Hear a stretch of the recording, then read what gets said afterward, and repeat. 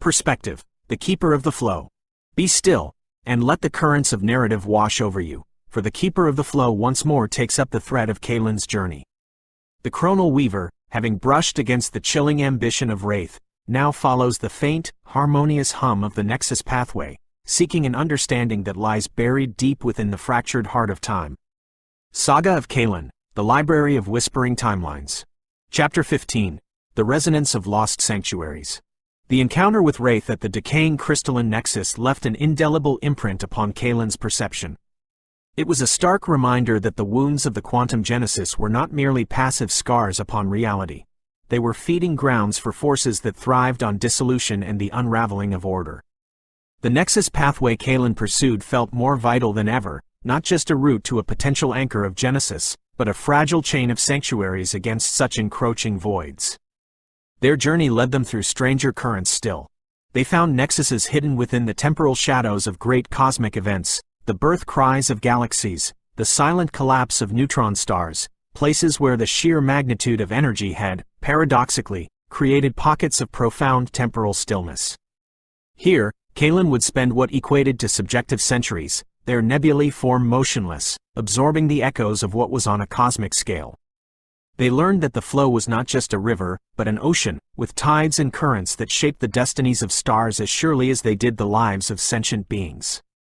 The causality threads Kaelen perceived became more intricate, more complex. They began to see not just immediate cause and effect, but the subtle, long-ranging harmonies and dissonances that echoed across vast stretches of time and space, linking the fate of a single microbe on a forgotten world to the gravitational dance of distant quasars. Their mournful empathy deepened, for they saw the interconnectedness not just of lives, but of moments, and the profound fragility of the present instant. Chapter 16, The Guardian of the Silent Archive. The Nexus Pathway, ever unpredictable, led Kaelen to a phenomenon unlike any they had previously encountered. It was a nexus that appeared, at first, as a colossal, perfectly spherical void, an utter blackness that absorbed all light and energy. Yet, as Kaelen drew closer, their unique senses perceived not emptiness, but an infinite density of information, a place where countless timelines, instead of screaming in chaotic discord, lay dormant, whispering, filed away like scrolls in an impossible library. This was the Silent Archive, a nexus where timelines that had almost been, possibilities that had branched off and withered, futures that had died before their birth, entire histories that had been subtly pruned from the main trunk of existence, were preserved in a state of suspended animation. It was a repository of lost potentials, a graveyard of might-have-beens. And it was guarded. The Guardian was not a warrior, nor a creature of overt power. It manifested as a being of pure, structured light, its form an intricate, ever-shifting mandala of geometric perfection. It called itself the Archivist. Its voice was not a chorus like Kaelen's, nor a collection of whispers like Wraith's, but a single, pure tone that resonated directly with the core of Kaelen's chronal being. The Archivist's purpose was simple and absolute: to maintain the integrity of the Silent Archive, to prevent its dormant timelines from being reawakened or plundered, for such an act could unleash untold paradoxes upon the already fractured multiverse. It did not threaten Kaelen, but its very presence was a formidable barrier, its connection to the archive so profound that to challenge it would be to challenge the stability of the Nexus itself. Chapter 17, A Resonance of Purpose. Kaelen, the eternal observer, found themselves in a unique position. They had no desire to plunder the archive. Their quest was for understanding. They projected their intent, their search for the anchor of Genesis, their understanding of the delicate balance of the flow. The Archivist, in turn, seemed to perceive Kaelen's nature, recognizing them not as a threat, but as a fellow traveler on the currents of time, albeit one whose path was through the living, chaotic present. A slow, intricate dialogue of projected concepts and resonant frequencies began between them.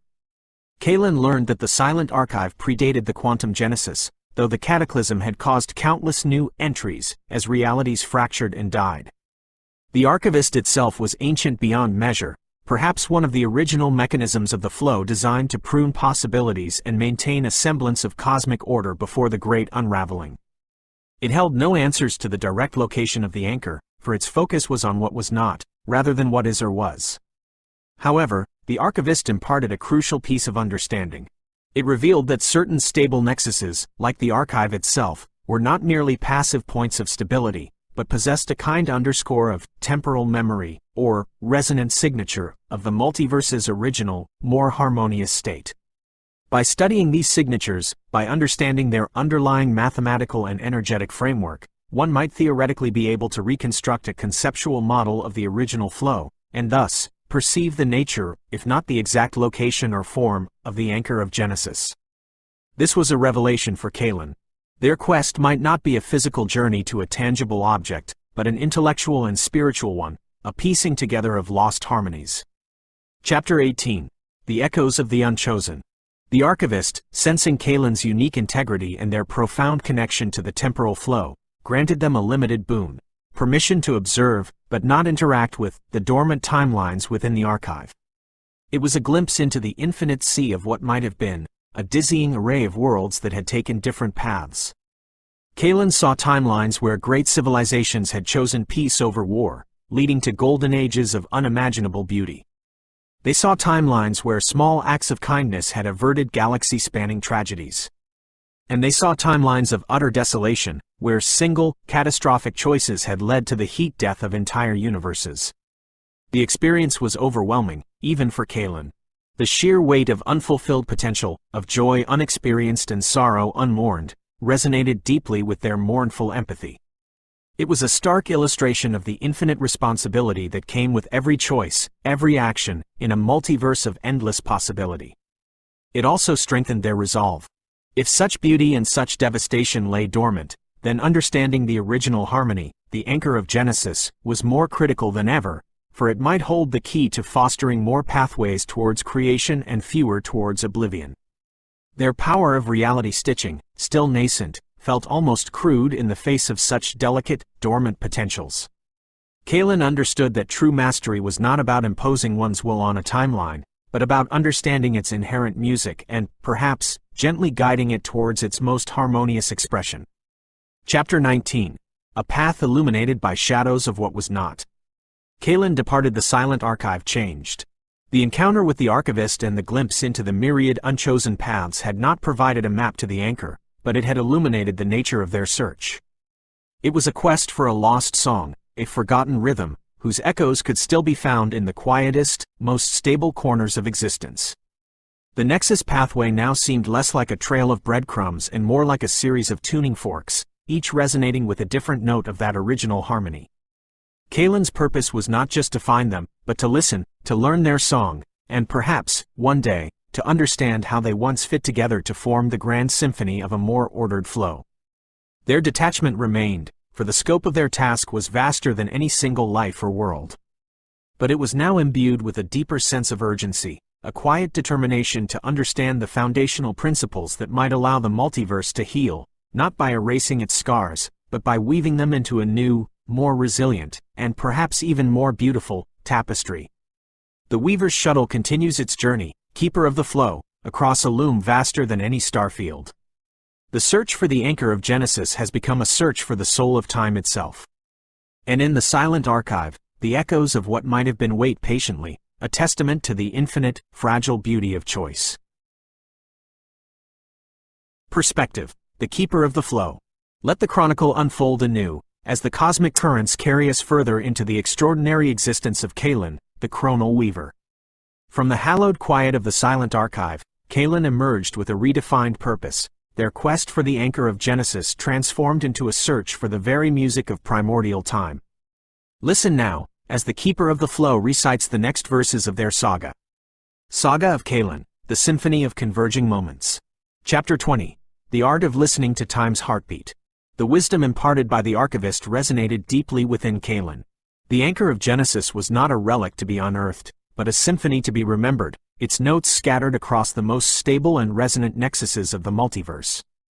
Kaelen's task was now to become the ultimate auditor of existence, to learn the art of listening to the very heartbeat of these temporal sanctuaries. Their methodology shifted. No longer were they just mapping locations of stability. They were attuning themselves to the unique resonant signatures of each nexus. Imagine Kaelen, a being of swirling nebulae, entering a tranquil nexus. They would become utterly still, their constellation eyes closed, their entire form a sensorium for the subtle vibrations of time. They would extend their consciousness, not to manipulate, but to harmonize with the local flow, feeling its rhythm, its cadence, its unique timbre. They learned to perceive the echoes of what was not as mere recordings, but as melodic phrases in a larger composition. With their nascent reality stitching, Kaelen practiced not mending or altering, but resonating. They would gently pluck at the local causality threads, not to change their course, but to feel their tension, their vibratory rate, learning how each thread contributed to the overall harmony of the Nexus.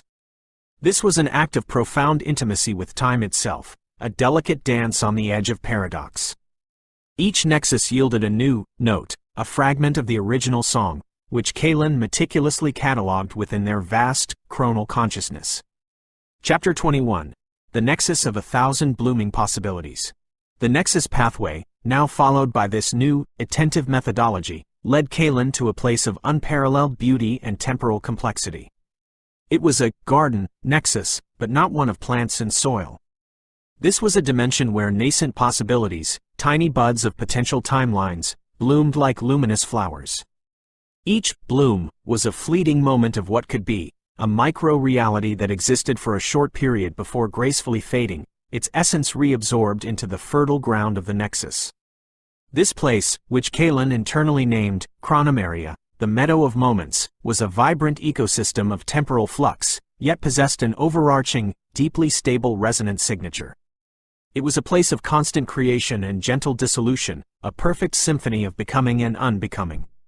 Here, the causality threads were not rigid lines, but shimmering, flowing ribbons of light, intertwining and diverging with breathtaking grace.